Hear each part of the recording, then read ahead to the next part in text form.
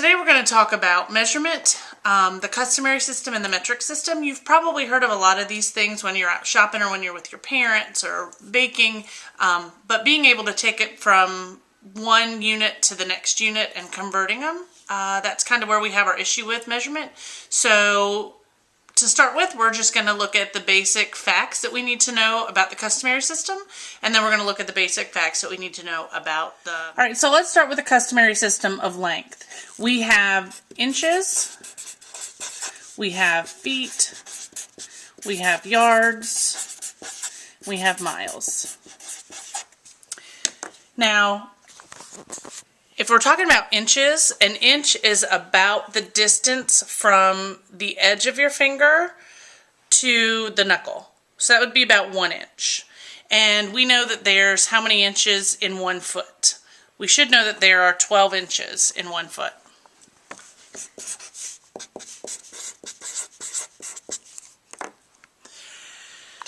Next, we've got a foot. A foot is 12 inches, like we said. A foot is about this long.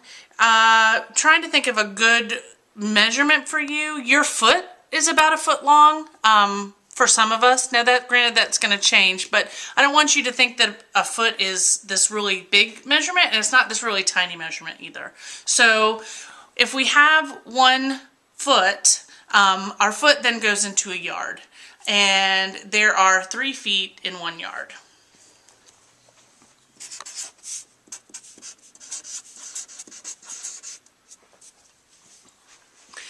All right, so we've got 3 feet in a yard. A yard is about the length of a baseball bat. That's an estimate. It's not exactly the length of a baseball bat. Then we have the longest unit of length that we use with the customary system, and that is a mile. So let's go back and talk about how many yards are in a mile and then how many feet are in a mile. So there's 5,280 feet in 1 mile. And if we're going to take that and determine how many yards there are in 1 mile, you're going to have to figure... So we needed to go back and look at there are 3 feet in 1 yard. And if there's 3 feet in 1 yard, then I can take 5,280 and I can divide that by 3 feet to figure out exactly how many yards there are in a mile. And there are 1,760 yards in 1 mile. Now we're going to go into weight and mass. When you were born, you probably weighed so many pounds and ounces. The smallest unit of capacity of weight is ounces. Then we have pounds.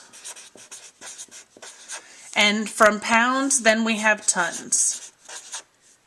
So there are 16 ounces in 1 pound.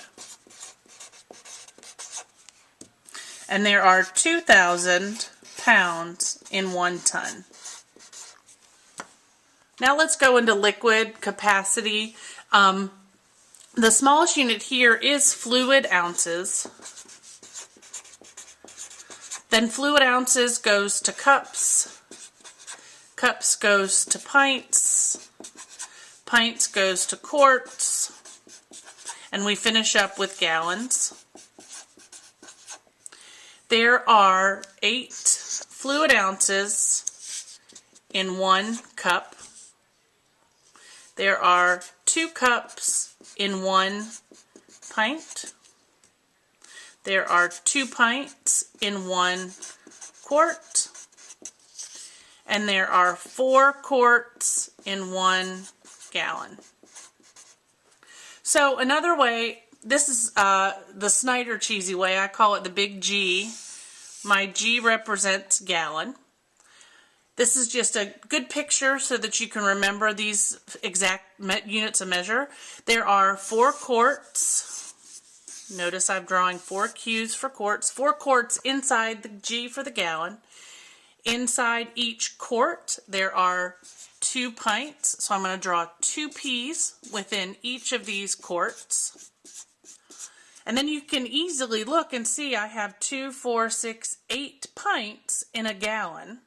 You could also say I have 4 pints in half a gallon. And then my smaller unit is a cup, and there we said are 2 cups in a pint. So I'm going to put 2 C's in each of my P's because there's 2 cups in every pint.